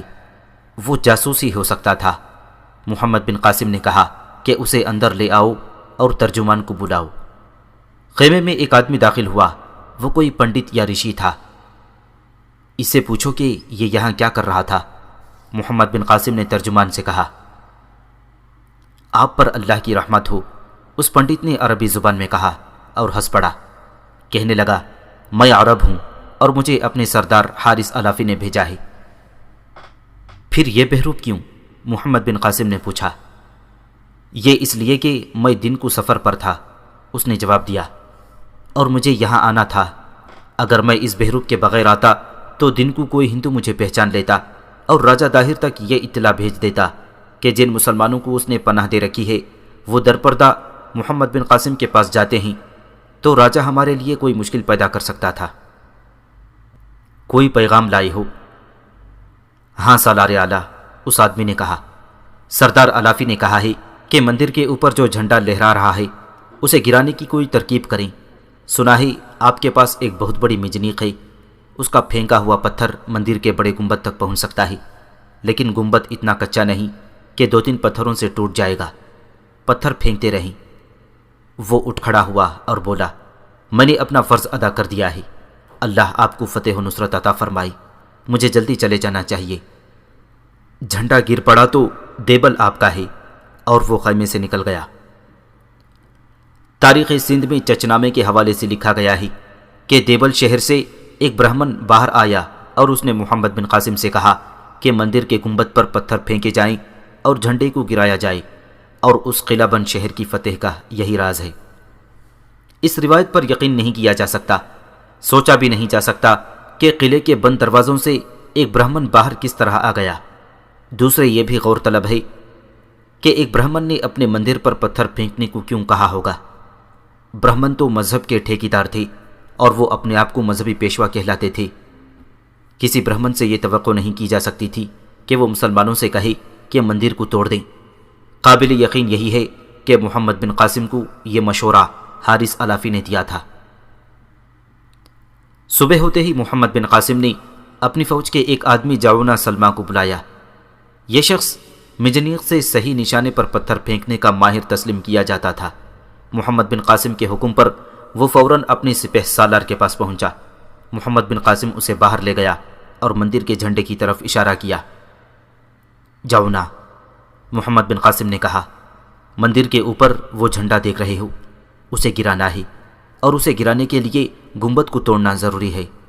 میں یہ جانتا ہوں اس گنبد کو بڑے پتھروں سے توڑا جا سکتا ہے، لیکن میں یہ نہیں جانتا کہ تم پتھر نشانے پر پھینک سکو گے یا نہیں۔ بڑی منجنیق سے پتھر پھینکنے کے لیے 500 آدمی اسے کھینچ کر پیچھے کرتے تھے۔ اس کا نام عروس تھا، اور جعونہ سلمی واحد آدمی تھا جو اتنی بڑی منجنیق سے بہت بڑا پتھر نشانے پر پھینکا کرتا تھا۔ وہ شامی تھا۔ سالار اعلیٰ کی عمر دراز ہو، جعونہ سلمی نے محمد بن قاسم سے کہا، اللہ ہم سب کا حامی و مددگار ہے۔ میں 3 پتھروں سے اس گنبد کو توڑ دوں گا، ایک بھی پتھر نشانے سے نہیں ہٹے گا۔ اگر تو اس گنبد کو توڑ کر جھنڈا گرا دے تو میں تجھے 10,000 درم انعام دوں گا، محمد بن قاسم نے کہا۔ اور اگر میں 3 پتھروں سے گنبد کو نہ توڑ سکا تو سالار اعلیٰ میرے دونوں ہاتھ کاٹ دیں۔ خدا کی قسم مجھے تم جیسے مجاہدوں کی ضرورت ہے، محمد بن قاسم نے کہا۔ 3 پتھروں کی شرط نہیں، گنبد توڑو، جھنڈا گراؤ اور انعام لو۔ بڑی منجنیق عروس کو محمد بن قاسم کے حکم سے قلعے کے مشرق کی طرف لے گئی، کیونکہ سورج طلوع ہو رہا تھا اور اسی طرف سے گنبد زیادہ صاف نظر آتا تھا۔ بڑے بڑے وزنی پتھر اکٹھے کر لیے گئے تھے۔ جاؤنا سلمی نے بسم اللہ پڑھی اور منجنیق کی پوزیشن درست کی، فاصلے کا اندازہ کیا، پھر اس نے منجنیق کے پیچھے تھوڑی سی زمین کھدوا کر منجنیق کو پیچھے کرایا۔ پچھلا حصہ کھدی ہوئی جگہ پر اتر گیا تو منجنیق آگے سے اٹھ گئی۔ منجنیق کو اس پوزیشن میں اس لیے لایا گیا تھا کہ پتھر زیادہ اوپر اور آگے کی طرف دور تک جائیں۔ شام کے رہنے والے اس نشانہ باز کو شاید یہ اندازہ نہیں تھا کہ اس کے پھینکے ہوئے پتھر اس ملک کی تاریخ بدل ڈالیں گے اور وقت کا دھارا رخ موڑے گا۔ اس نے پہلا پتھر منجنیق میں رکھوایا۔ اس کے اشارے پر 500 کے لگ بھگ مجاہدین نے رسے کھینچے۔ منجنیق کا پتھر پھینکنے والا حصہ پیچھے ہٹتے ہٹتے آخری حد تک پہنچ گیا۔ جاؤنا سلمی کے اشارے پر رسے بیک وقت چھوڑ دیے گئے۔ بڑا ہی وزنی پتھر اڑا، اوپر اور آگے کو اڑتا گیا، قلعے کی دیواروں سے آگے نکل گیا اور سیدھا گنبد کے اوپر والے حصے میں لگا۔ دھماکہ دور دور تک سنائی دیا۔ اس کے ساتھ ہی مجاہدین نے نعرہ تکبیر بلند کیا۔ جاؤنا سلمی نے دوسرا پتھر رکھوایا۔ جب یہ پتھر چھوڑا گیا تو جاؤنا سلمی نے کہا، گنبد کھڑا نہیں رہ سکتا۔ پتھر نشانے پر لگا اور یہ پتھر نیچے کو آگے کے بجائے گنبد میں ہی غائب ہو گیا، جیسے اسے گنبد نے نگل لیا ہو۔ وہاں بہت بڑا سوراخ ہو گیا، جھنڈے کا بانس جھک گیا۔ تیسرے پتھر کے لیے جاؤنا سلمی نے منجنیق کی پوزیشن ذرا سی بدلی۔ پتھر رکھوایا، رسے کھینچے گئے اور جب رسے چھوڑے گئے تو جاؤنا سلمی نے پتھر کی اڑان دیکھ کر نعرہ لگایا، جھنڈا کھڑا نہیں رہ سکتا۔ پتھر پہلے کے پتھر کے بنائی شگاف سے ذرا اوپر لگا۔ یہ اس مخروطی گنبد کی چوٹی تھی اور اس نے بانس کو پکڑ رکھا تھا۔ یہ حصہ اڑ گیا، یہ پتھر بھی گنبد کے اندر چلا گیا۔ بانس آہستہ آہستہ ٹیڑھا ہوا اور گنبد کے اوپر گرا۔ وہاں سے پھسلتا جھنڈے کو اپنے ساتھ لیے ہوئے نیچے چلا گیا۔ محمد بن قاسم کے مجاہدین نے جو نعرہ تکبیر بلند کیا وہ رعد کی کڑک کی مانند تھی۔ گنبد پر پہلا پتھر لگا ہی تھا کہ شہر کے لوگ باہر نکل آئے اور مندر کی طرف اٹھ دوڑے تھے۔ دوسرا پتھر گنبد کے اندر چلا گیا اور گنبد کے پتھر بھی اندر گرے تو اندر جو پنڈت اور دوسرے لوگ عبادت میں مصروف تھے دوڑتے باہر کو آئے، اور جب جھنڈا گرا تو لوگوں میں بھگدڑ بپا ہو گئی۔ ان کے لیے یہ قیامت کی نشانی تھی۔ عورتوں نے رونا اور چلانا شروع کر دیا۔ قلعے کی فوج نے شہر کے دروازے کھول دیے اور فوج رکے ہوئے سیلاب کی طرح باہر آ گئی۔ شہر کے لوگ بھی زندگی کا آخری معرکہ لڑنے کے لیے اپنی فوج کے ساتھ باہر آ گئے اور ان سب نے اسلامی فوج پر حملہ بول دیا۔ مجاہدین آمنے سامنے کی لڑائی کے لیے تیار تھے۔ ہندو پاگلوں کی طرح آئے تھے، ان کی کوئی ترتیب نہیں تھی۔ مجاہدین نے پیچھے ہٹ کر جوابی حملہ بولا تو ہندو فوج پھر قلعے کے اندر چلی گئی اور دروازے بند ہو گئے۔ محمد بن قاسم نے حکم دیا کہ تمام منجنیقوں سے شہر پر پتھر برسائے جائیں۔ دیوار کے اوپر ایک بھی سپاہی نہیں رہا تھا۔ جھنڈا گرنے سے وہ ہوش و حواس کھو بیٹھے تھے۔ مجاہدین نے دیوار پر کمندیں پھینکیں اور اوپر چڑھنے لگے۔ سب سے پہلے جو مجاہد دیوار پر چڑھا اس کا نام آج تک تاریخ میں محفوظ ہے، وہ تھا سعدی بن خزیمہ، وہ کوفے کا رہنے والا تھا۔ دوسرا مجاہد جو دیوار پر گیا اس کا نام عجل بن عبد الملک بن قیس دمنی تھا، وہ آل جارود میں سے تھا اور بصرہ کا رہنے والا تھا۔ شہر پر پتھر گر رہے تھے، افراتفری مچی ہوئی تھی۔ مجاہدین ایک دوسرے کے پیچھے دیوار پر چڑھتے جا رہے تھے۔ کئی کمندیں پھینکی گئی تھیں۔ انہوں نے اندر سے دروازے کھول دیے اور محمد بن قاسم کی فوج سیلاب کی طرح دروازوں میں داخل ہوئی۔ پہلے اپنے قیدیوں کو دیکھو، محمد بن قاسم نے ایک سالار سے کہا، اگر وہ اس قلعے میں ہیں تو ہندو انہیں قتل کر دیں گے۔ دیبل کی گلیوں میں خون بہنے لگا۔ کسی پر رحم نہ کرو، محمد بن قاسم بڑی بلند آواز سے کہہ رہا تھا، یہ لوگ رحم کے قابل نہیں۔ شہر کے لوگوں نے اور سپاہیوں نے اسلامی فوج کو بہت تانے دیے تھے، دیوار کے اوپر سے ان کا مذاق اڑایا تھا۔ اب وہ مجاہدین کی للکار سن رہے تھے، بلاؤ اپنے دیوتاؤں کو تمہیں بچائیں، اپنے بتوں سے مدد مانگو، کہاں ہے دیوتاؤں کا قہر؟ محمد بن قاسم اپنے محافظوں کے ساتھ قید خانے کی طرف گھوڑا دوڑاتا جا رہا تھا۔ محمد بن قاسم اپنے محافظ دستے کے ساتھ قید خانے کی طرف جا رہا تھا۔ محافظوں نے قلعے کے ایک آدمی کو رہبر کے طور پر ساتھ لے لیا تھا۔ رہبر کا گھوڑا ان کے آگے آگے جا رہا تھا۔ عرب کی فوج شہر میں پھیل گئی۔ ایک مکان سے 3 عربی سپاہی نکلے۔ وہ 2 جوان عورتوں کو گھسیٹ کر باہر لا رہے تھے۔ 2 مقامی اندر سے نکلے اور عربی سپاہیوں کے آگے آگے 2 زانوں بیٹھ گئے۔ انہوں نے ہاتھ جوڑ کر سپاہیوں سے التجا کی کہ وہ ان کی عورتوں کو نہ لے جائیں۔ ایک سپاہی نے تلوار نکالی اور وار کرنے کو اوپر اٹھائی۔ رک جا، اس مسلمان سپاہی کو للکار سنائی دی۔ تلوار نیچے کر لے۔ اس نے تلوار نیچے کر کے ادھر دیکھا۔ اس کا سالار اعلیٰ محمد بن قاسم آ رہا تھا۔ اسی نے اسے للکارا تھا۔ محمد بن قاسم نے ان سپاہیوں کے قریب جا کر گھوڑا روکا۔ کیا تم دونوں عرب ہو؟ ہاں سالار، ایک نے تعظیم سے کہا، ہم عرب ہیں۔ کیا تم مسلمان نہیں ہو؟ الحمدللہ سالار عرب، ہم مسلمان ہیں۔ کیا تمہارے خون میں فارسیوں کے خون کی ملاوٹ ہے یا رومیوں کے خون کی؟ محمد بن قاسم نے کہا، خدا کی قسم، میرے اللہ کے رسول صلی اللہ علیہ وسلم نے نہتوں پر ہاتھ نہیں اٹھایا تھا۔ وہ گرج کر بولا، چھوڑ دو انہیں۔ محمد بن قاسم نے عورتوں اور ان کے آدمیوں کو اشارہ کیا وہ اندر چلی جائیں، اور وہ اپنے قاصدوں سے مخاطب ہوا جو اس کے ساتھ تھے۔ سارے شہر میں گھوم جاؤ، محمد بن قاسم نے کہا، اور اعلان کرتے جاؤ کہ صرف فوج کے آدمیوں کو پکڑو۔ شہر کے لوگوں، ان کی عورتوں اور بچوں پر ہاتھ اٹھانے والے کی سزا موت ہوگی۔ اس وقت تاریخ اسلام کا یہ کم سن سالار بہت جلدی میں تھا۔ جن قیدیوں کو وہ رہا کرانے کا عزم لے کر آیا تھا وہ خطرے میں تھے۔ محمد بن قاسم ان کے قتل سے پہلے قید خانے میں پہنچ جانے کی کوشش کر رہا تھا۔ جس طرح شہر میں بھگدڑ مچ گئی تھی، ایسی ہی افراتفری قید خانے کے اندر بپا ہو چکی تھی۔ قید خانے کے چاروں کونوں پر سنتریوں کی مچانیں بنی ہوئی تھیں۔ سنتریوں نے جب دیکھا کہ مندر کا جھنڈا گر رہا ہے تو وہ مچانوں سے اتر آئے اور قید خانے میں پاگلوں کی طرح دوڑتے رہے۔ دیول گر رہا ہے، وہ چلاتے پھر رہے تھے، دیول کا قہر آ رہا ہے، لوگ قلعے سے بھاگ رہے ہیں۔ قیامت جو قید خانے کے باہر بپا تھی وہ پتھروں کی اونچی اور مضبوط دیواروں کے اندر بھی بپا ہو گئی۔ بڑے دروازے والے سنتری نے دروازہ کھول دیا۔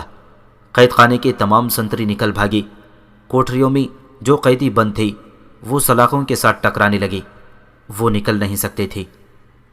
باہر کی خبر تہ تک بھی پہنچ گئی تھی جہاں عرب کے قیدی بند تھے۔ سب قبلہ رو ہو کر بیٹھ گئے اور یاد الہی میں مصروف ہو گئی۔ انہیں ابھی معلوم نہیں تھا کہ مسلمان فوج شہر میں داخل ہو گئی ہے۔ انہیں صرف یہ احساس تھا کہ وہ قید خانے میں نہیں بلکہ موت کی آغوش میں بیٹھے ہیں۔ صبح طلوع ہوتی تو وہ اسے اپنی زندگی کی آخری صبح سمجھتے تھے۔ سورج غروب ہوتا تھا تو وہ سمجھتے تھے کہ ان کی زندگی کا آخری سورج ڈوب گیا ہے۔ وہ ہر روز مرتے اور ہر روز زندہ ہوتے تھے۔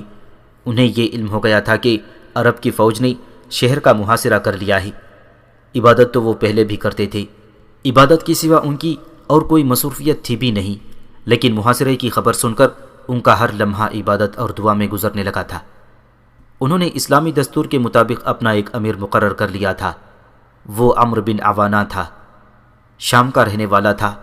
جس روز باہر کی بھگدڑ اور نفسا نفسی قید خانے میں پہنچی، اس روز عمرو بن عوانہ نے آدمیوں اور عورتوں کو آخری پیغام دیا۔ اس فیصلے کا وقت آ گیا ہے کہ ہم رہا ہوں گے یا قتل۔ اس نے کہا، دعا کرو اللہ قید خانے کے سنتریوں سے پہلے عرب کے سپاہیوں کو ہم تک پہنچا دے۔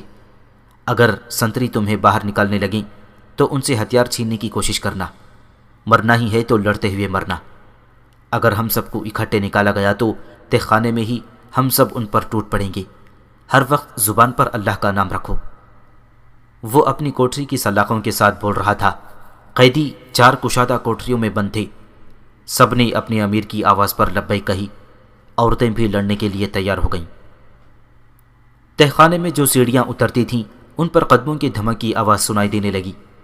سیڑھیوں کے ساتھ والی کوٹری سے آواز اٹھی، خبردار، دروازے کھلتے ہی اندر گھسیٹ لینا۔ یہ آواز عربی زبان میں تھی۔ تمام قیدی تیار ہو گئی۔ کوٹریوں میں خاموشی طاری ہو گئی جسے بھاری قدموں کی دھمک توڑ رہی تھی۔ سب سے پہلے قید خانے کا داروغہ قیدیوں کو نظر آیا۔ اس کا نام قبلہ تھا۔ تاریخ میں اس کا مذہب نہیں لکھا، خیال ہے کہ وہ بدھ مذہب کا تھا۔ اس کے آتے ہی اس کے ہاتھ میں چابیوں کا گچھا تھا۔ اس کے پیچھے جو آدمی سامنے آئے تھے وہ اس قید خانے کے سنتری نہیں تھے۔ خدا کی قسم تم عرب کے مجاہد ہو، ایک کوٹری سے آواز بلند ہوئی، تمہارے جسموں سے عرب کی خوشبو آتی ہے۔ اور اس کے بعد تہ خانے کا منظر انتہائی جذباتی ہو گیا۔ قیدی ان سے لپٹ رہے تھے جو انہیں چھڑانے آئے تھے۔ یہ محمد بن قاسم کے محافظ دستے کے سپاہی تھے۔ سب پر خوشی اور فتح کی رقت تاری تھی۔ فوراً اوپر آؤ، محافظوں کے کمانڈر نے کہا، سالار اعلیٰ انتظار کر رہے ہیں۔ محمد بن قاسم اوپر قید خانے کے وسط میں کھڑا تھا۔ وہ گھوڑے پر سوار تھا اور اس کی نظریں اس تاریک راہداری کے دروازے پر جمی ہوئی تھیں جس میں اس کا محافظ دستہ غائب ہو گیا تھا۔ اسے سب سے پہلے قیدی عورتیں نظر آئیں۔ وہ اپنے نجات دہندہ کو دیکھنے کے لیے بےتاب تھیں، لیکن دھوپ میں آئیں تو ان کی آنکھیں چندھیا گئیں۔ انہوں نے اپنی آنکھوں پر ہاتھ رکھ لیے۔ وہ ایک لمبے عرصے بعد دھوپ میں آئی تھیں۔ انہیں سورج کی روشنی اور تپش سے محروم کر دیا گیا تھا۔ ان کے پیچھے جو بھی قیدی باہر آیا اس نے سر جھکا کر دونوں ہاتھ اپنی آنکھوں پر رکھ لیے۔ آنکھیں کھولو، عمرو بن عوانہ نے جذبات کی شدت سے کانپتی ہوئی آواز میں کہا۔ اپنے فاتح سالار کو دیکھو جو فرشتہ بن کر اترا ہے۔ محمد بن قاسم گھوڑے سے کود کر آیا اور دوڑتا ہوا آگے گیا۔ سب سے آگے جو عورتیں تھیں ان کی آنکھوں نے سورج کی چمک کو قبول کر لیا تھا، اور ان کی اپنی کوشش بھی یہی تھی کہ ان کی آنکھیں دیکھنے کے قابل ہو جائیں۔ انہوں نے دیکھا کہ ایک خوبصورت جوان ان کے سامنے اس طرح موجود تھا کہ اس کا ایک گھٹنا زمین پر تھا اور دوسرا گھٹنا سامنے تھا۔ وہ زمین پر ایک زانو تھا اور اس کے بازو دائیں بائیں پھیلے ہوئے تھے۔ یہ محمد بن قاسم تھا جو قیدیوں کے استقبال کو اس پوزیشن میں زمین پر بیٹھ گیا تھا۔ عورتیں اس کے قریب آ کر رک گئیں۔ کیا میں نے عہد پورا کر دیا ہے؟ محمد بن قاسم نے جذباتی لہجے میں کہا۔ کیا تم اللہ کے حضور گواہی دو گی کہ یہ ہے اسلام کا وہ فرزند جس نے ہمیں کفار کی کال کوٹریوں سے نکالا تھا؟ ایک ادھیڑ عمر عورت اس کی طرف لپکی اور اسے اٹھا کر گلے لگا لیا، پھر اس کے چہرے پر بوسیوں کی بوچھاڑ کر دی۔ خدا کی قسم، اس خاتون نے کہا، اہل ثقیف کی مائی ایسا بیٹا پھر نہیں جنے گی۔ ہر قیدی جذبات اور عقیدت سے دیوانہ ہو کر محمد بن قاسم سے لپٹ لپٹ کر ملا۔ محمد بن قاسم رہا کرائے ہوئے قیدیوں کے ساتھ قید خانے کے دفتر میں گیا۔ اس نے قید خانے میں ان قیدیوں کا شور سنا جو بند کوٹریوں کی سلاخوں کو جھنجھوڑ رہے تھے، اور جو قیدی باہر تھے وہ اپنے پاؤں میں پڑی ہوئی آہنی بیڑیوں کو پتھروں سے توڑنے کی کوشش کر رہے تھے۔ وہ سب پنجروں میں بند پرندوں کی طرح تڑپ رہے تھے اور پھڑپھڑا رہے تھے۔